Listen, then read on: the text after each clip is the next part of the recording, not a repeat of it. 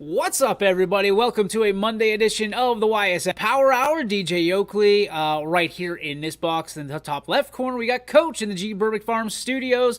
Ty, Big Game Bartell, is joining us, and I don't think he's got red on today, so it's throwing me off a little bit, looking like he jumped to the dark side. And then you've got Billy Mack, who is got that face. What's up? Life is good, sorta. What was the face about? I don't know. Okay, I appreciate it. You looked like you were already ready for your beef. Yeah, you look like you were ready to go. I have a small beef, but I have a big fillet. I have a big fillet today. Careful who you tell you got you small have to beef. come prepared to the show with a beef or fillet. If you don't, you're an asshole. This is true. This is the truth. You just laid the truth down right there. Speaking of a-holes, it's National Paranormal Day. I am not a fan of ghosts, but gentlemen, I'm going to ask you this one question. If you could be haunted by one ghost of sports past, who would it be and why? We'll go with Mac. You're usually good at these. Let's start with you. Let me tell you something. All right. Brother. I am terrified of paranormal stuff, okay? Completely terrified. Go to a haunted house, good. Michael Myers, you got Jason Voorhees. Like, I'm a horror buff. I'm good. Paranormal stuff creeps me out to no end, okay? So, like, I've seen too many horror movies. I'm going to go ahead and say, but if I had to be haunted by one, it would be Babe Ruth so I could tell him how overrated he is. Oh. The build-up all the way to the mic drop. I like it. Nice play. Nice play, Max Baseball Academy. Ty, who do you want to be haunted by from sports? This idea actually is coming from because the other day WrestleMania 5 was on one of the channels or whatever where the Mega Powers exploded, and I'm gonna go sports entertainment because I think he passed away. I don't know. It had to be a few years ago, but I didn't actually know. But Randy Savage, man, could you just imagine walking into the kitchen and you just hear, "Oh yeah," and just, oh my God, it would be incredible. You can't tell me you wouldn't be entertained. No, but he is. I don't know if you guys watched that stuff on A&E. So they're doing these documentaries, 8-piece series. On, I haven't seen them yet. How are those though? They're unbelievable. I mean, if you the Roddy Piper one's phenomenal. It was good until I saw Randy Savage last night, yeah. And I guess it was more this morning. So because we don't have A&E on our lineup. We have YouTube TV, which they have basically everything but A&E. They come to find out, but on the A&E app you can go and watch these. So I highly suggest you go download the A&E app and watch it because the Macho Man one, 2 hours long, it's phenomenal. I mean, some of the stuff, if you're a good wrestling fan, you already know about, but there's some stuff about like Macho Man Randy Savage. He started his career as a baseball player with the Cincinnati Reds, busted up his shoulder. He actually learned, now he was a catcher, he learned how to throw left-handed. So he got picked up by I believe it was, I want to say the Cardinals. And he made it like through the first 5 cuts and they finally cut him. But the dude learned how to throw left-handed and still made the roster and hit better than anybody on the team. But they said he threw weird, so they let him go. So in a weird segment of that, I seen some ESPN thing about the kid throwing right and left-handed. I feel terrible for my future son or daughter because they will learn how to throw left and right-handed. You're just going to pound ambidextrous into their nature. They're amphibious. Yep. Paige is throwing shade at you already, huh? It starts. Aaron McNair, baby, one of my favorites. Amo said it like he's all about Aaron McNair. Yeah. He would be haunted by Aaron McNair, no doubt. Matt, who would you be haunted by? Yeah, so I'm with Mac. I hate the paranormal stuff. I have no interest whatsoever. Not a fan of scary movies, none of it. But if I had to pick somebody in the sports world to be haunted by, I think I would go with Coach Lombardi. I'm just picturing like I've got a whiteboard behind my desk at the house there, and I'm picturing putting up different schemes and things, and coming in the next morning and he's picked them apart on the whiteboard. Just go figure. A Thanks, Mike. coach picks Lombardi. Like nobody saw this coming, right? Not at all. So basically, you're using your haunted friend, your haunted sports icon, as a cheat sheet. Is that what I'm getting at? Absolutely. Yeah. You got to use it to your advantage. He's supposed to haunt you, Matt. He's not supposed. He's not trying to. Well, I'm sure he would He's haunt not me an with some of the assistant scheme he coach. came up with. He's not picking out. He's not picking out your your play actions. Coach Interesting. just has like 7 whiteboards with him that the coach has been drawing on all week. No, He's don't bringing- touch those. Those are all Lombardis. All of them. Stay away. Mine's Babe Ruth was going to be it, but not for the same reason for Billy. But I mean, it's tough because there's so many great athletes. Like Kobe Bryant is probably at the top of my list. Like Kobe, the Mamba mentality, all that stuff. Like he's not going to go away. I think we all know that from the Mamba mentality. He's going to haunt you till you die. And then, what do you do? But I think, Kobe's one of those guys, if we're cheating the system a little bit, I'd want to be haunted by Kobe so he can give me some of those lessons about never giving up and why you do things in the first place and having a piece of that Mamba mentality. So I would go Kobe Bryant. But that's a tough question, right? Because I caught myself a couple times like, well, wait a minute, he's not dead, so can't be that guy. But paranormal freaks me out too. I've always been a fan of the Ghostbusters. Like when I was young, I literally wanted to be a Ghostbuster. Like there was no other job for me other than being a Ghostbuster. And if you gave me a proton pack today, now I'm not gonna lie, I would go shoot off a couple rounds, but I could not do the whole Ghostbusting thing. Like I'd go shoot it at Jeff, the Marshmallow Man. Not funny, Billy. Why'd everybody go pick on me?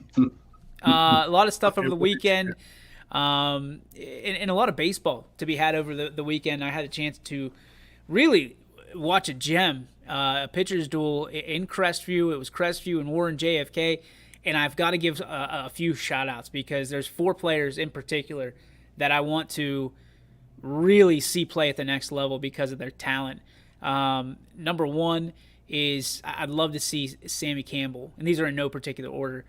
Pitcher for Crestview. Kid's got talent. He's got grit on the mound. He doesn't have anything that's overpowering, but he hits his spots like a Greg Maddux type, which is good to see around here because those are the pitchers that last, right? Because if you're not hitting your spots, you're going to have a rough outing. You're not relying on a plus fastball to get you over in like a 3-0 count. So I love to see Sammy Campbell play at the next level. I really want to see there's a young man at Crestview, Carter Blakeman, stud. I mean, we've talked about him before. 2 home runs in the same game against Salem, and JFK pitched around him on Saturday, pure and simple. I think he wore one. I think he walked twice and popped out to the first baseman in his 4th at bat. So a young man, he's got all the different levels of talent, all the different. He checks all the boxes. Is what I'm trying to say. Then you go to the other side. You look at Warren JFK. You got Jaden Rischel, who is an absolute stud. I mean, there was a scout there to look particularly at some of the guys from JFK. Rischel, just a freshman, 6'4", 180 some pounds. The max guy. Yeah, and he hits his spots like you wouldn't believe, but he's got a plus fastball. And that's one of those things that you look at and you go, okay, if you can hit his spots, that's fantastic. There's one check. You get the plus if you're hitting 80 plus, 85 plus. He gets it. So in between the years, like he understands it. So when we've done a lot of stuff was we just talked about why we do this to set up for this. It's a chess game. Stop playing checkers. Stop playing your age and look at the big picture, right? It was always about development, developing your skills at a higher level in between the ears, and the physical part of the game will come up to you. Plus, I mean, he's got size. Like he's not little. 6'4". He's what, 6'4", 6'5", maybe. Yeah, I mean, and he gets it. He just between the ears, he has it better than most freshmen do, especially in the area. I mean, he's played some big games too with the Youngstown Astros. Yeah, and he's got a lot of big games in his future. You can tell he's got it. You know what I mean? He goes out there, he controls the game, he manages the game, and from a pitcher's perspective, that's half the battle there. Managing the baseball game. Things get out of his control. He takes a deep breath, walks around the mound, and then controls it. But he is very fortunate, Mac. I'll say that because he's pitching to Caleb Hadley, who is 6'2", 210 pounds of a freshman who is probably, I would say, one of the top catchers in the area. And I would say underclassmen, because seniors have a little bit of an advantage because they're growing into that man body. You know, you get that. This kid had a cannon on his shoulder. He backpicked somebody at first. He threw out a runner at second by probably 5 or 6 steps, and Crestview just said, "We're not running the rest of the way. We're not. We're going to have to do it the old-fashioned way. Get him on, get him over, get him in." And they just could not get away from Caleb Hadley. So many opportunities Crestview had. A couple times with the bases loaded, kids smothering, pitches for Jaden that were out of the way, wild pitches considered, but he made them look routine. Backhanding a few. JFK is going to be very, very good.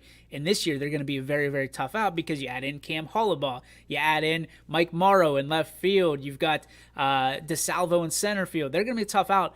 But if Crestview is able to catch their breath and figure out what they're really good at, which it's starting to look that way, you got Keith Berger behind the dish for them, a 4-year letterman behind the dish, they're going to be unbelievable too. So I got treated to a 2-0 pitcher's duel. Jaden had 8 strikeouts. I think Sam had 4 or 5. So you look at that, and we have a lot of talent in this area, and sometimes those pitcher duels kind of catch up or sneak up on you, rather. So interesting to see. So congratulations to both JFK and Crestview.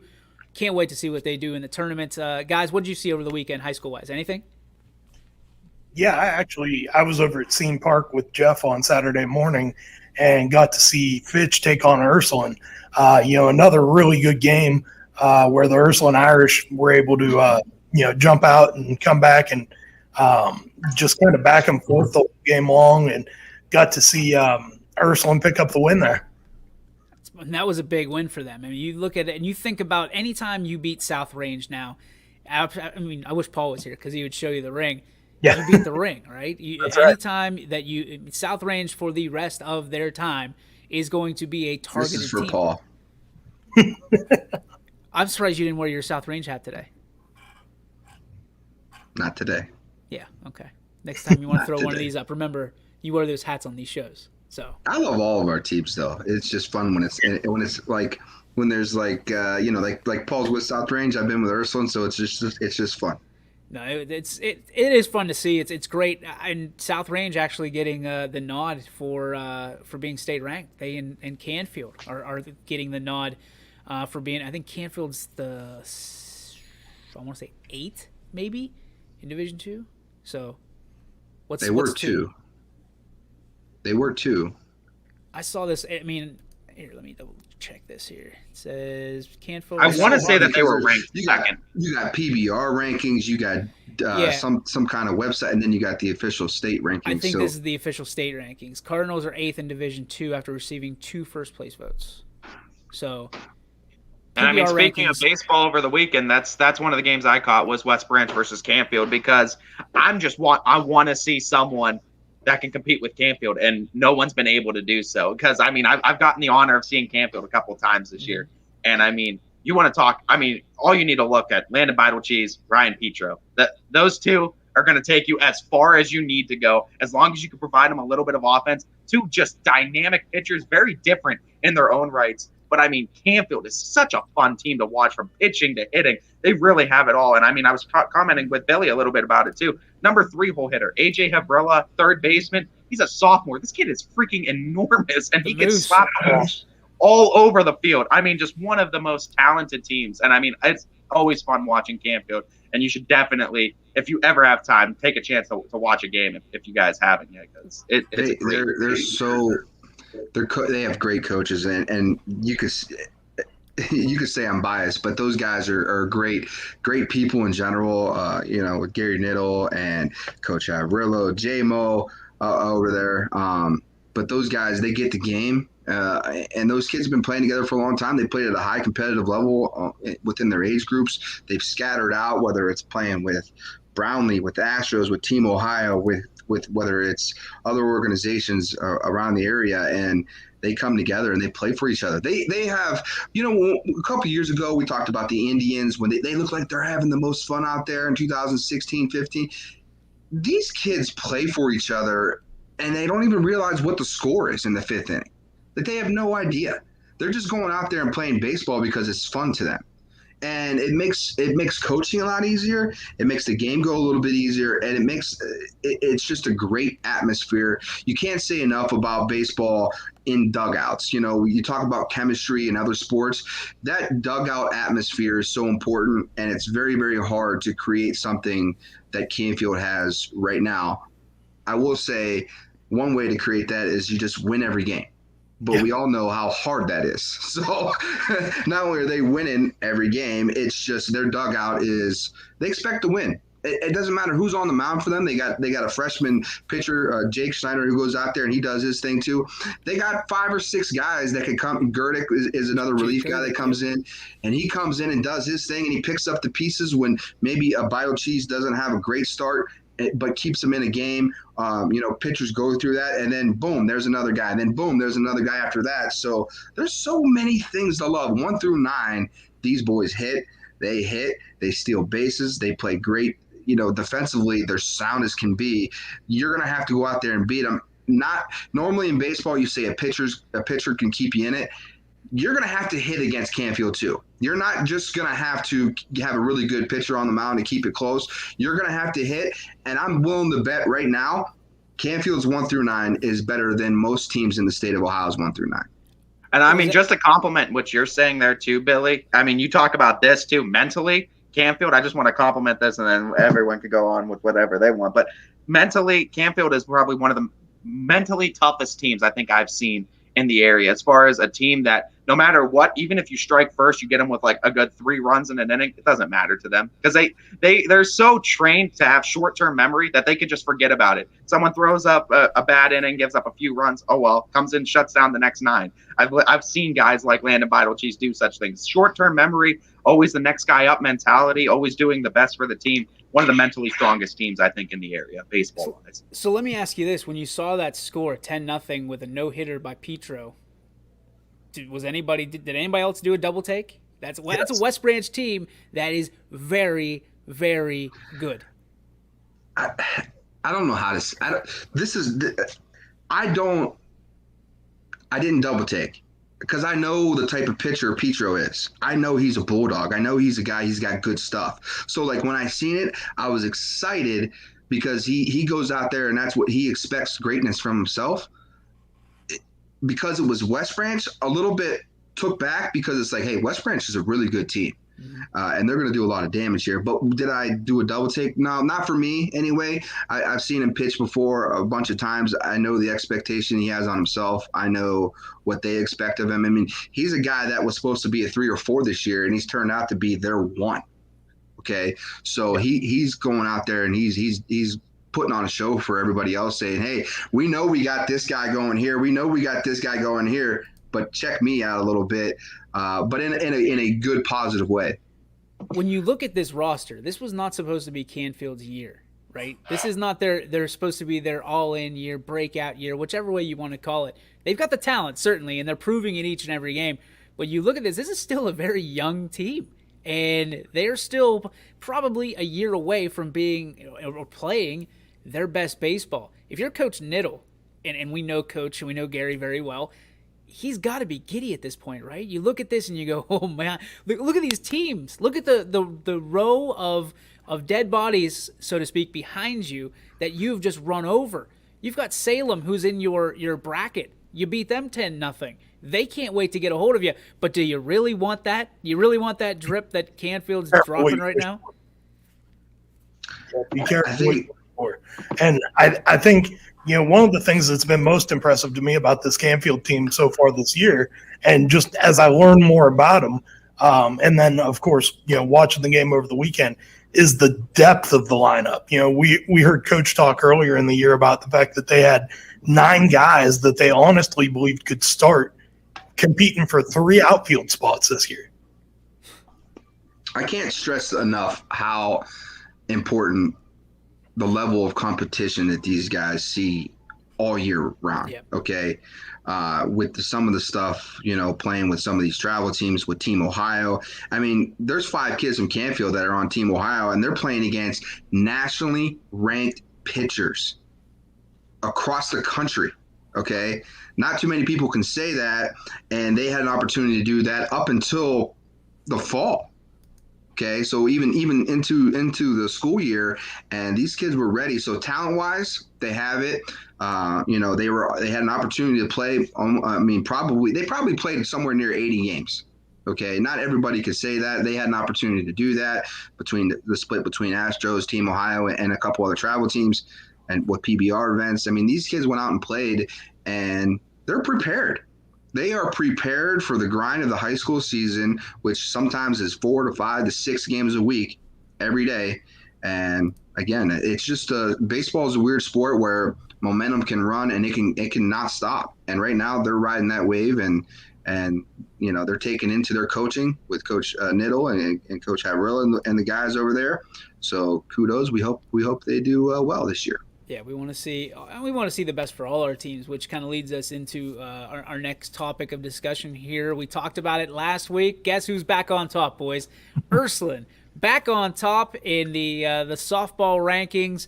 I'll have to update you here, but is this something you expected? Did you expect them to do a kind of a, I don't know, not second guess their opinions, but I think was it Cardinal Lincoln, whatever that was, they lost a game. So Ursuline, being number 2, should have been propelled to that number 1 spot. But now you've got another team that is hot on their tails. Again, does this really serve as a propeller for Ursuline? And here's another question: do they even need this to motivate them at this point? Mac, we'll go to you. No, I don't think so. Most of the girls on that team have no idea that they're even ranked, and that is absolute truth. I'm sure Coach knows, but it doesn't matter to them. They just go out there and they want to play the best that they can. They're not looking a game ahead. They're not looking 2 games ahead. They're not looking to the state playoffs. They're looking to whoever they got tomorrow, and that's it. And really, that's all you have to do in high school baseball and softball is just look to the next game. There's going to be another game behind. There's going to be another one behind. If you look too far off, a team can get you on any given day. That's why this game is so great. Baseball, softball, so great that on any given day, any team can truly win. And you can't say that about most sports. Cardington Lincoln is the name of that high school. That was number 1 last week. They received 3 votes this week, but fall to 3rd behind Williamsburg, who actually had the most first place votes at 5. Ursuline came in with 4, but has the most total points. Don't know what the hell that means at all. But the U's on top, and that's all that matters from this perspective. When you look at this tie, is Ursuline a team that is going to even look at these rankings moving into the tournament next week? And can they be unseated, I guess? With me, I don't like paying attention too much to rankings. I think it's something that's, it's nice during the regular season, but I don't think many of these players are paying much attention. And like Billy Mack said, that half of them really aren't. And you really can't be focused too much on rankings, because I think it allows you sometimes, if you're focused too much on the rankings, you can get stagnant a little bit too, and you can get a little bit complacent, a little bit comfortable. Look at teams. We talk about Paul. And he shows the ring off. South Range wasn't a high-ranked team at all going into the playoffs, and they were able to win it. And like Billy said, too, any team can beat any team on any given night. So if you put too much into the rankings, you can sometimes find yourself getting a little too comfortable, a little bit too complacent. It's a nice thing, too. It's a nice thing for all those girls to look at. Yeah, we're on top. We're the best damn team in the area right now. Don't take anything away from Ursuline and what they're doing. You just got to finish the job. Go into the playoffs, do the same amount of damage that you're doing right now, and show everyone why you are the best. It's not good to be a, quote, paper champion at this point, right? It's not enough. You don't get any acknowledgement other than a couple press clippings along the way. You want to be able to prove it on the field and walk away and get that good old shiny thing on your knuckle, right? And they're going to go through the hardest district in D3.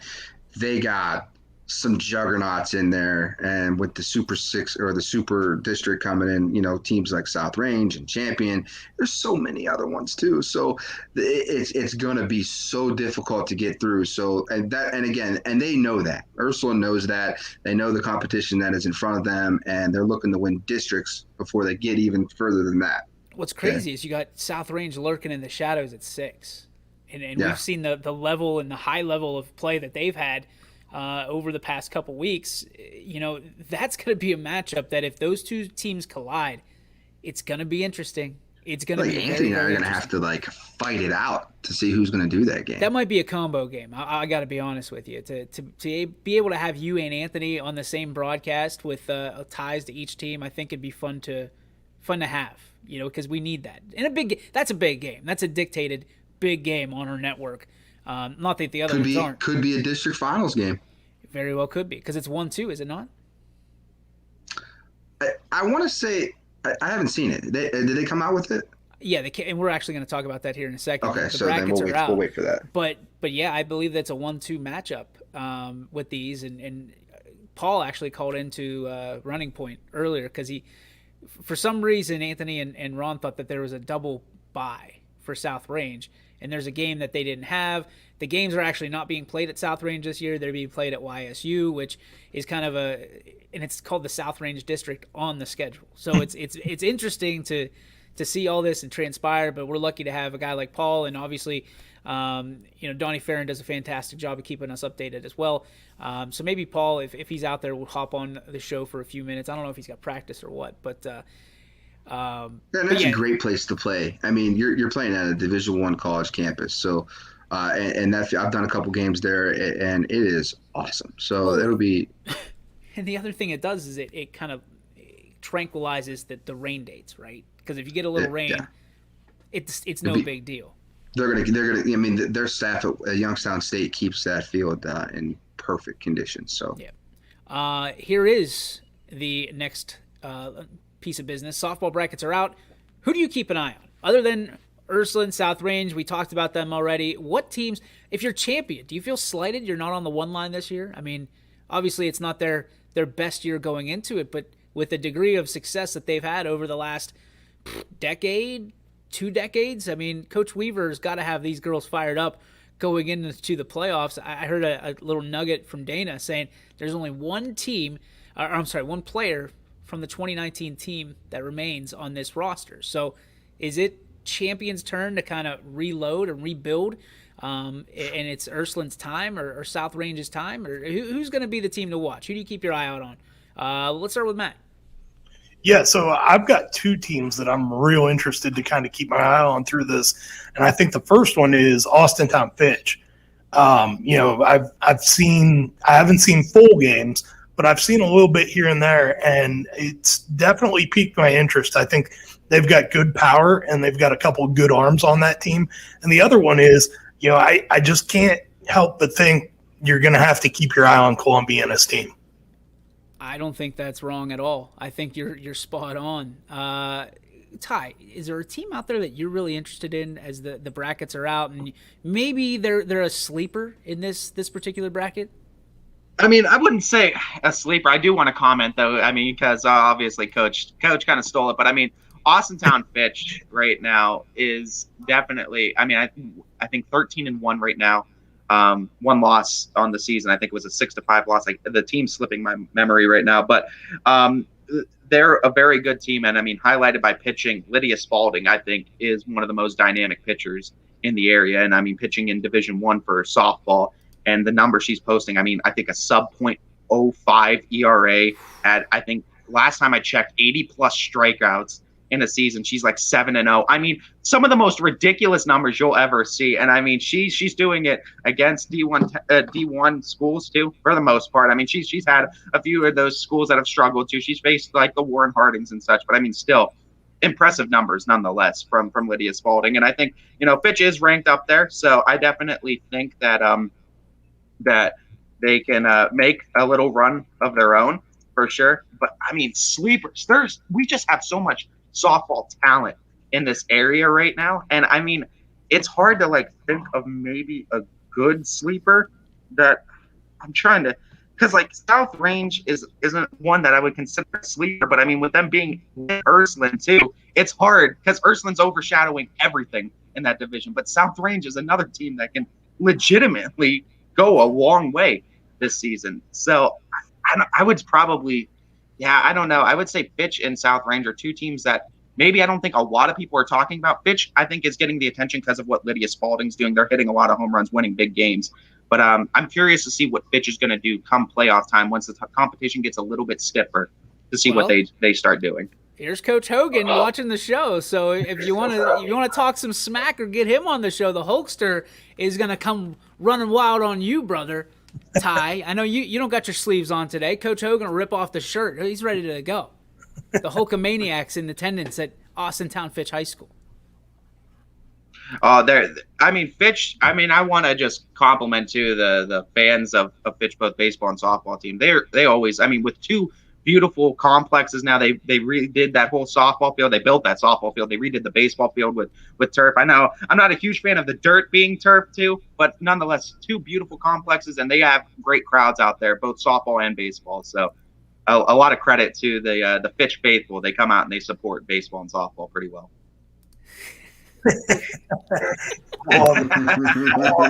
Coach, we appreciate you so much for tuning in always, and all that you do for YSN. And obviously, we're as we get towards these districts and sectionals and the tournaments, the overall tournament, we're going to have Coach Hogan on, whether it be the Power Hour or do some of our coaches' corners individually as we usually do, and I'm excited for that because Coach Hogan, not only a great man but a great coach, and has East Palestine ties as well. So we'll have him on for sure. And appreciate that, Coach, very, very much.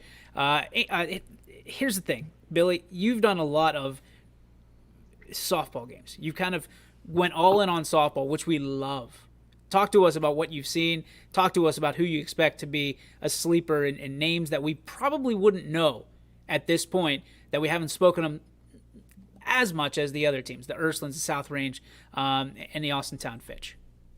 I tell you what, I think the first thing is, when you talk about softball in the area right now, you talk about the dominance inside the circle.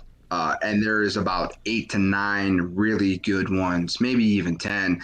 I think back to McDonald, and I know they're a 2 seed. That's a team I think is trouble for anybody. Matthews traditionally has a really good team out there. My opinion on Matthews is traditionally they don't play nobody. So they're going to have 20-some wins. So, and with McDonald, you've seen them play Columbiana and gave them their first loss of the year when they were 7-0 or 8-0. And McDonald's going out here and playing everybody and anybody. And I think they're a problem in Division IV. I also think Cardinal Mooney is a problem for teams. I think the later the year went on, they got better. They took their lumps early, and they could be a problem in D3. And they're on the side of the bracket with South Range, Champion themselves. Garrettsville's in that mix too, and LeBray's in that mix too. So that side of the bracket, I think, in Division III is that's a tough bracket. South Range has its hands full over there in that Division III bracket, especially. You're never going to count out Champion. And you should never. If you do, you're a fool. You're talking about a coach who has 7 state championships. So that's that. You're talking about just experience in itself, that, those players look up to their coach, and as they should. And she is cool, calm, and collected. And when it's crunch time, that's kind of what you want in a coach. You lean on your coach's experience to take you through. So if anybody's looking past or doesn't think Champion has it, you're gonna be fooled here. Division I, I really like Fitch. I think they are special. I think they can do some things. They got 2 arms in the circle that can beat you at any time. And again, on very much like there's 4 teams I think who hit very well. Fitch, I think hits the crap out of the ball. I think we all know Ursuline does. South Range and Poland. Those are the 4 teams that can really hit anywhere. 1 through 9. I've seen more home runs than I can ever imagine in just the Poland and South Range game. And you're talking about the 7, 8, 9 hitters on both sides hitting bombs that are like 240, 250 feet. Off of really good pitching. And I think her name's Katie McDonald, who is or maybe it's Kate McDonald. Last name is correct for Poland. she is coming, and I think she's a young one. I think freshman, sophomore, and she's coming into her own. So now she's gained that whole year experience. So and she's out there figuring it out on the mountain. She's a problem. Is that an underdog story? Probably not with Poland. I believe they're ranked in the state as well. I think that they're a problem in D2. So again, I think it comes down to Pitt, and then Crestview. Crestview's got a history of winning games. Just they were 2 years ago was in the district finals.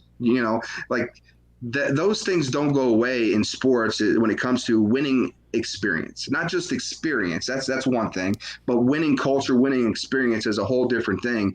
And a lot of these young ladies inside the circle can beat you. So there's going to be some upsets. We're not going to see a whole bunch of 1 versus 2 in that district championship game. And I mean, this is a perfect. Go on, DJ. I'm sorry. No, you're good. Go ahead. I mean, I just want to comment saying that this is a perfect time too. If no one's been able to watch softball games, if you haven't been able to catch a game on the network, this is the time to do it, because we legitimately have so many teams that can legitimately make a run, and deep runs in what we're talking about in multiple divisions. So if you haven't been able to catch a couple of softball games, I mean, multiple teams like Billy's saying, Champion, Crestview, Fitch, Ursuline. There's a boatload of teams out here in this area that are very competitive and have a real shot and making deep runs. So if you haven't gotten on that yet. And I did not, because I got to go back here, because also Columbiana's in that mix. I was just going to say that. Stop. I didn't even want to take away from it, because they're really good. And, how far will they go?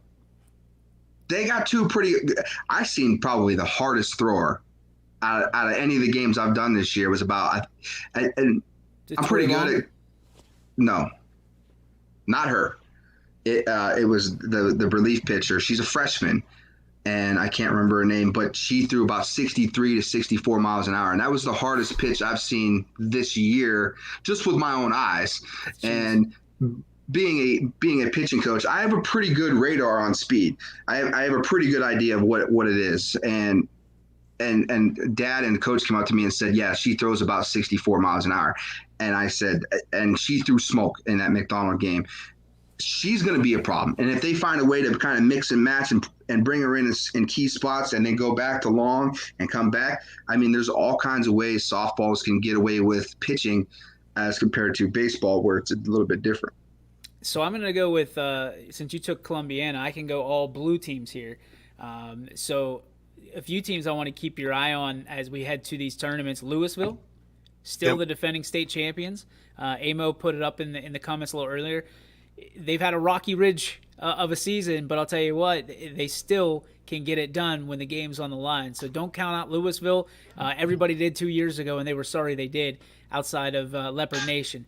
The other team I want you to keep your eye on, Poland, naturally a number 9 state. I don't think they're necessarily a sleeper, but they're not a team that everybody talks about in the perennial powerhouse as they should. So keep an eye on Poland. I think, Billy, you hit it. They can hit. They can just drive the ball. Their pitching's getting better every game. So, don't be surprised when Poland makes a run at this thing, depending on the matchup.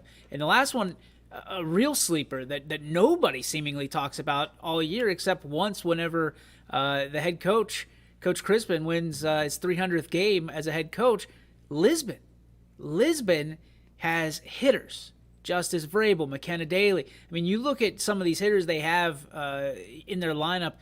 Good pitching will beat good hitting, except for when they make mistakes. And Lisbon, I think they got a low seeding, or a high seeding, depending on a bad seeding, a poor placement. And I think they're going to make people pay for it. I really do. I think that they can knock off some of these teams that are powerhouses, and we'll see how they go. I think Justice Vrabel is one of the most underrated players in the area right now. She was a home run champion 2 years ago as a freshman. She sits here as a junior. Sometimes you look at it and you think she might be bored with the competition, because I think she's running track as well. So would love to see her at full capacity, locked in as she was her freshman year, and start driving the ball out of the yard again. I can't wait to see what Lisbon does, because they're a team that I think a lot of people have overlooked in this area for a long, long time. We're going to take a break. When we come back, we're going to talk about YSU baseball this weekend, not their weekend. They get a gem out of Colin Clark in the first game, winning 1-0, and then they drop 3 consecutive to basically shore up third place as it looks right now, which will set up another meeting with UIC, who they met over the weekend. So we're going to talk about YSU, what they need to do to win the Horizon League after the break. We're also going to talk about John Cullen. He's got a new place to call home and as an assistant coach, and it might surprise you. We're also going to give out NFL draft grades for the pro football draft over the weekend. So stick around. We want to hear where your team ranks. And, of course, we will update you on the cancellations and changes for tonight's lineup.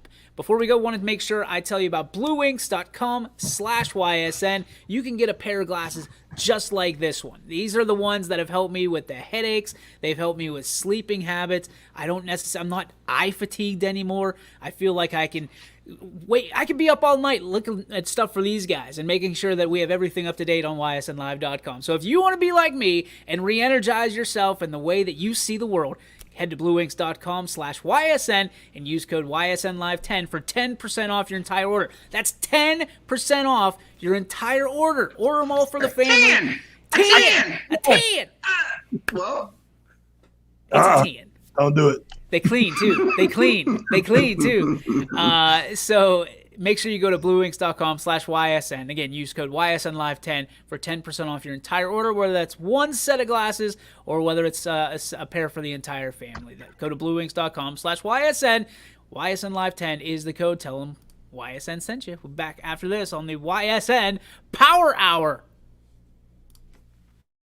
Hi everyone, this is DJ Yoakley with Your Sports Network. We appreciate your support of YSN and welcome you to the YSN family. Our broadcast streams are brought to you live at no cost to you by sponsors that are local to this community. Without the vision and generosity of our sponsors and partners, we would not be able to bring this game to you today. So please support the great businesses and leaders that are making this game possible. And if you're a business in need of great advertising and sponsorship opportunities, feel free to head over to our site for more information on the right fit for you. We are local, we are loyal, and we are live. We are YSN. News doesn't stop after the sun goes down. Sometimes you just have to hustle to get it. At 21 News, no matter how far it is, no matter what it takes to get there, we're working to bring you the best stories and the freshest content at 11 p.m. with the context and clarity that makes it worth staying up for, no matter what time it is. 21 News at 11 with me, Aaron Simonek, and Derek Steyer. 21 News at 11, news that's worth your time.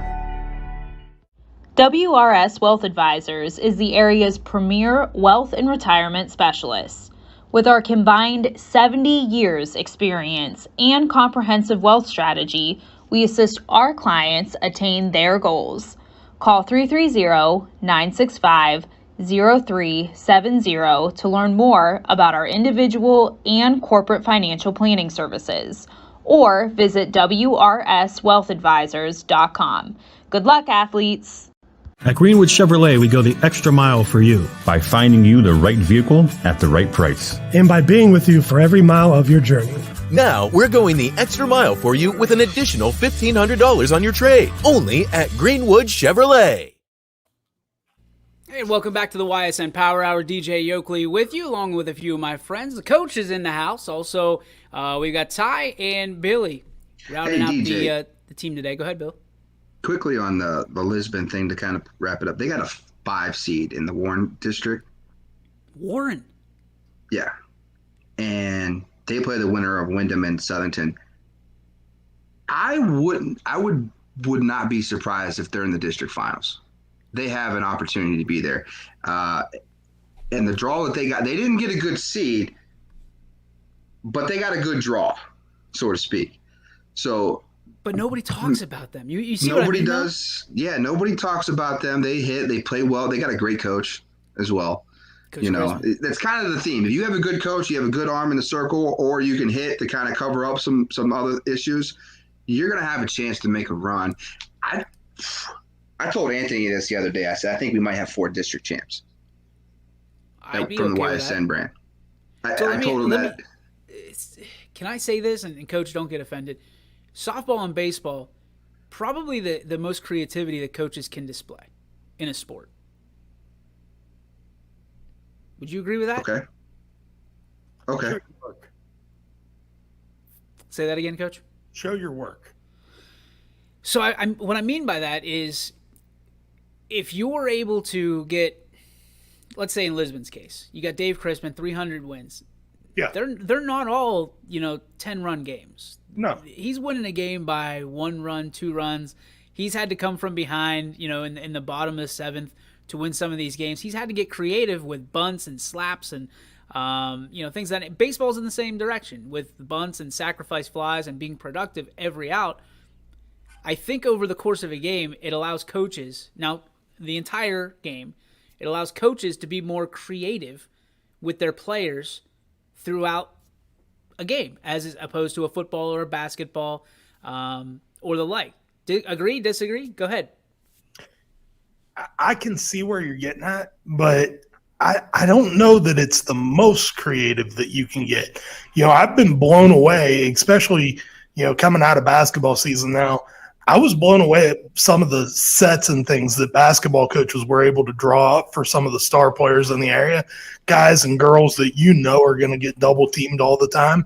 And then in football, obviously, you've got a bunch of coaches that are really creative about the ways they get the ball into the hands of their playmakers. So I think it's pretty equal, but I definitely understand where you're coming from. Politician's response, okay. Noted. I think for me, at least where I kind of see your head going with this is when you talk about most creative, a lot of coaches, like in other sports, you are what you are, right? So if you're a power football team, it's really hard for you to go out here and throw the ball and get super creative, running 5 wide sets when you have to, or when when the chips are down or whatever. With baseball, if you're a gap-to-gap guy and now you're suicide squeezing, you're bunting guys over, you're moving runners, you're double stealing, there's things like that. To me, that's kind of where I see DJ talking about it is it's not so much like just last-second heroics or anything, but changing your whole scheme of things on the fly and being able to adjust to that in the middle of a game compared to – and there's ways to do that in other sports, but it seems to me in baseball and softball, it looks a little bit different because it's a little bit more hectic. I think, yeah. So an analogy is in football, you put your hat on one hook, right? And that's who you are. You're a power team, you're a speed team. Baseball, softball, you can hang your hat on 4 different hooks throughout the season, and people have to figure out who you are that week. You know what I mean? Throughout the game. Yeah. I mean, even throughout the game, yeah. Ty, what's your take on this? On as far as like creativity in baseball being the most creative, is that kind of problem? Yeah, that or is it somewhere else? Do you think that another sport is more creative from a coach's perspective? I feel like it's hard because I feel like it depends on the type of coach. I feel like it drastically depends too, because I think creativity is definitely a coach to coach basis, but I do think baseball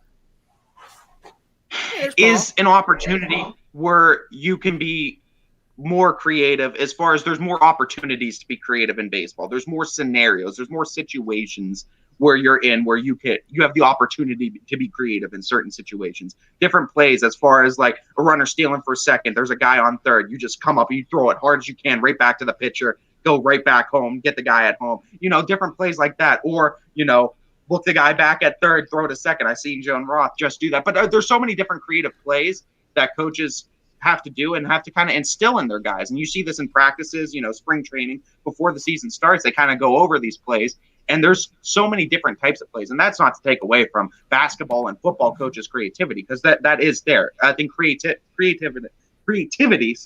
comes from the coach. But I think the situations and the opportunities to be creative, I think baseball presents a little bit more of those than other sports. Good points. Billy Mack, I'm going to focus to you on this one. We talked about it in the tease. YSU baseball comes up short in Chicago. Win the first one with Colin Clark, 1-0. Then you drop the next 3. Does this put them in a hole? Does this put them in a bind heading down the home stretch of the Horizon League schedule and their schedule moving forward towards the Horizon League tournament? I don't really think so. I think they're just going to do what they do. I do know that they're 13-2 at home. So if they can get some more home games, I think Coach Bertolini and the boys would love that right now with the record that they play at home. They just got to find and win games on the road right now, and it just I seen some box scores and a lot of runs being scored. So the pitching staff will get right. They just got to win some innings and build some confidence when they're on the road, and just one play at a time, one pitch at a time, because the bats are there. They're scoring runs. So if they can get that pitching staff figured out a little bit, and I'm sure they will with Coach Davis and his staff and Coach Bertolini, they just need some good quality starts, and then hopefully Jeff Whaler and Bucko and the boys are ready to capitalize and score some runs for them. So coming up on the agenda for YSU is going to be Purdue-Fort Wayne. They got a four-game series here in the Grit City. Which is good because, again, 13-2 at home. And Purdue-Fort Wayne is right now the bottom of the conference, right? And then you got Milwaukee, which is the fourth-place team. That's a big series. That is a big series, and that starts on the 21st. So it looks like YSU probably picked up a game that's not reflected on this schedule, or a few games that's not reflected on this schedule right now, because I doubt that Danny's going to give them almost 2 weeks off going into a last series. So I will say this. And I don't know the answer to this. Maybe you do. When was the last time YSU baseball won 20 games in conference? They had the stat up. It's on social media. We shared it the other day. I don't remember. I want to say it was. I even heard Richie talking about it today, and I can't remember now. Yeah, it's so been a like while. That is that I know. Like Coach Bertolini is not going to sit here and go, "Oh yeah, we won 20," but I will for him. I think it is so impressive right now from where they were especially when Coach Bertolini got the team to where they are now. They're trending in the right direction now, and coming in as a 3-4 seed, probably going to be there in the tournament. They're going to play in the Horizon tournament, so you're in there. You got a puncher's chance, and hopefully, even with those tweaks off, maybe there's some injuries there, maybe there's some tired arms that. Maybe that's a chance where maybe we play 1 week, but the last week we'll take off just to heal some pitchers going into the tournament. I'm excited. What's interestingly enough with YSU this season, it's been a season of a lot of peaks and valleys. They've been one of the streakiest teams I've seen. I think there's been 5 instances where they've had a losing streak of 3 or more. I don't think it's ever been more than 4 consecutive losses, but then they also have 4 instances where they have, I think, a 3-game winning streak, a 4-game, a 5-game, a 6-game winning streak, where they bunch these wins together. So they have had their peaks, they've had their valleys where they had to figure stuff out.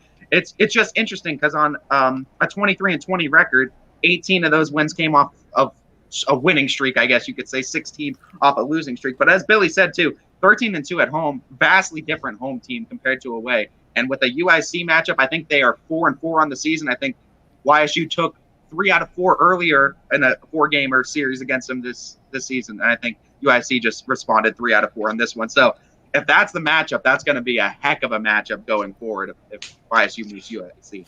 So I'm with you 100%. On to the next topic.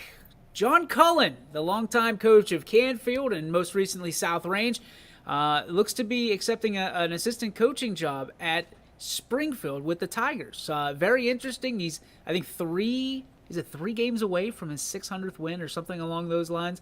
The number might be off. I apologize. I heard it earlier, and I just didn't didn't stick up here. There's not much. It's been a busy day. There's not much that sticks up here anymore, anyway. But yeah, I think that's very interesting. I think it's a great hire for Springfield.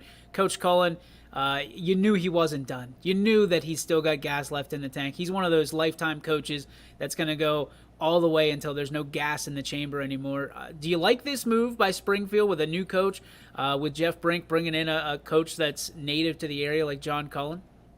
So I do like the move, but I do want to say, even though Jeff Brink is new to Springfield this time around, right, he's been there before.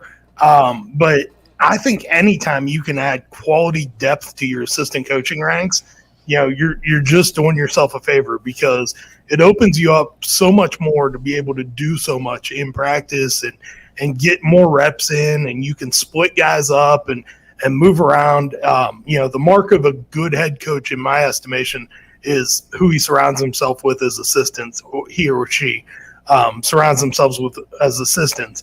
And the more quality coaching you can have, the better it's going to be for your program overall. Love it. Ty, any take on this? I mean, I think it's just a great signing, and I mean, it just improves the culture already that Springfield has built there. And I mean, great job to the coaching staff at Springfield. I mean, what they've done in just the last 5 years has been absolutely incredible, of just turning that culture around and being a perennial state championship team in football. I mean, it's just another great signing. This is a no lose, can't go wrong. I think signing to have another great mind on your coaching staff. Billy? Yeah, I mean, I think it's real hard to disagree with the hire. I think it's a good hire. You can't have enough good coaches, and Coach kind of hit the nail right on the head when he talked about having a sign of a good coach, a good head coach is to surround themselves with talented coaches too. As I usually do, hit the nail right on the head. Oh boy, he's full of I'm himself gonna leave already. it. I'm gonna leave it alone. He's been here for like 3 weeks, and he's already full of his own garbage. Yeah, listen, tomorrow's a new day. He'll know what time it is. Been reading my own press. We're gonna skip the draft grades. We're gonna hold it for tomorrow because I think we can do probably 20-25 minutes on that. And from what the weather looks like, we probably are gonna need it, given that there's no games tonight. That's right, all the games have been washed out here on the network tonight. So if you were looking for Akron St. Vincent St. Mary versus Cardinal Mooney, yeah, that's canceled. You're looking for Columbia versus Salem, that one's canceled. Heartland Christian, Warren JFK at Eastwood Field, canceled. Howland versus Canfield, moved to Thursday, canceled tonight. Leetonian Lisbon, the Spaghetti Bowl, canceled. New Philly versus Louisville, canceled. Sebring versus Springfield, moved to Friday, canceled tonight. South Range Girard, canceled. Southern Palestine, canceled. Struthers, Hubbard, canceled. Western Reserve, Louisville, canceled. Cheney and East is canceled. For the girls, Cardinal Mooney, Edison, canceled. Billy, I know you wanted that one bad. Fitch and Boardman, canceled. Cheney and JFK, canceled. Howland, Canfield, moved to Thursday. Leetonia and Lisbon, canceled. New Philly and Louisville, canceled. Poland and Niles, canceled. Sebring, Springfield, moved to Friday. Shaw versus East, that is canceled. South Range Girard is canceled. Southern and East Palestine is canceled. All games on the network are canceled. So our guys get the night off. It should be a low-content night for the first time in a long time here on the network, but there are plenty of green games tomorrow, ladies and gentlemen. So make sure you are locked on to ysnlive.com for all the news and updates as we have them, as it refers to Tuesday, May 4th, because it looks like we're going to get a little downpour there as well, but we'll see. But we're going to go with a different flow. I usually go last on the G. Berwick Farms What's Your Beef. I'm going to go first today because I have something very special, if you guys don't mind. So cutting over to our G. Berwick Farms What's Your Beef, What's Your Filet. I have a big filet, and this was brought to me by Steve Leslie, obviously the general manager of YSN here. And I got to show you this. I got to get rid of this banner, though. Hang on. The Peyton Strong proceeds to benefit. This is going to be the Peyton Strong auction on Saturday, May 8th, following the golf outing at Bedford Trails. You guys are creepy under there, by the way. There's the address for you right here. Look at some of these awesome items that are being auctioned off. Ben Roethlisberger signed jersey, Larry Fitzgerald jersey, Leonard jersey, Jake Getzel jersey. There's a Peyton Manning football, which I'm going to be in on. All this stuff, just crazy You're not going to name the Browns one? No, we're not. Actually, it's right here. I didn't know what it was. So check all this stuff out. I mean, you got TJ Watt game-worn shoes. What did you want? You want a Phillip Rivers football? You can get it there. You can also get a Baker Mayfield football, Billy. A Brian Reynolds bat, Pirates hitter. I mean, just unbelievable autographed items, sports items. There's experiences for everybody involved. There's additional items. You can get gift cards to Home Depot, Sam's Club, Steamers, great restaurants, and it's all to help Peyton. And everybody knows Peyton. Springfield's really backed this up. So here's the party for Peyton after the party dinner and auctions. If you're not a golfer, I'm not technically a golfer, but I'm definitely going to head out there and help out and join in for Peyton, help out Steve as much as I can out there. Get out there, support, buy something, get some money in the game here. It's all for great cause. We're gonna have stuff for this event leading up to the event all week long right here on YSN, and we wouldn't have it any other way. When it comes to kids should never have to go through cancer. They should never have to battle through any of this garbage. We're proud to back anytime there's an opportunity to shine light on a foundation or an event for kids that are going through some stuff. We're happy to do this. So Peyton, we're all in your corner here at YSN. Blessed to know you, blessed to be part of this and to help raise awareness about this and everything you're going through. So if you'd like to be a part of this, head on over. Like I said, there's so much to be auctioned off. Saturday, May 8th. You can make the checks payable to Peyton Strong. You can Venmo. There's the thing right there. Non-golfer dinner ticket only $20. I mean, that's $20 for dinner, and it's going to be a good one. So head on over. Parties from 6 to 10, and I will see you there. So that is my filet for the day. Mac, go ahead.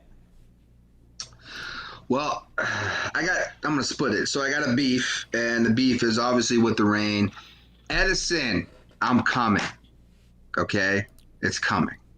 YSN, myself, Max Solo, alongside with Quinn Dum Dum, is coming.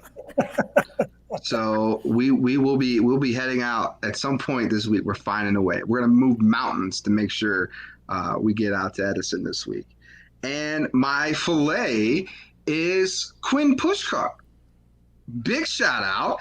He received not one, but 2 medals this weekend, baby. 2 of them. Attaboy. And boy, did I just stir the pot. You want to address this too while we're at it? No.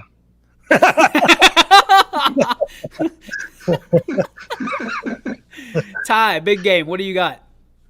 It's actually pretty simple today. It's just a fillet. It's got a chance to really watch some Major League Baseball over the weekend, and got to see the Indians, and still chugging along. They're 500. Usually do what they normally do in April, but more or less excited about the upcoming series with Kansas City, and I'll be making sure to talk some shit to Hartwig if we come out on top on that one. Is that an if? Did I catch an if in there? Yeah, if we come out. I don't know. I mean, this team's up and down. I'm still trying to figure it out. I'm still holding out that I think that they're going to be a solid baseball team. I think that they're going to be even competing for playoffs. But we'll have to see. I'm still trying to get a read on this team. Hitting needs to come around. Our pitching's still phenomenal, though. All right, Coach, you have the chance to put the bow on it. Go ahead. Yeah, so I'm going with the filet today, and for me, it's one of the top things I saw all weekend long, and that's that when Jonathan Cooper, the defensive end from The Ohio State University, was drafted by the Denver Broncos, he walked outside, and all of the kids in his neighborhood had come out to congratulate him on being drafted. You know, it just speaks to the level of the character of the player. It speaks to come on, Mac. It just speaks to the community that's around these players. And I think that's something we're building here at YSN. And, you know, it was awesome to see. Obviously, we're building it at YSN. Yeah.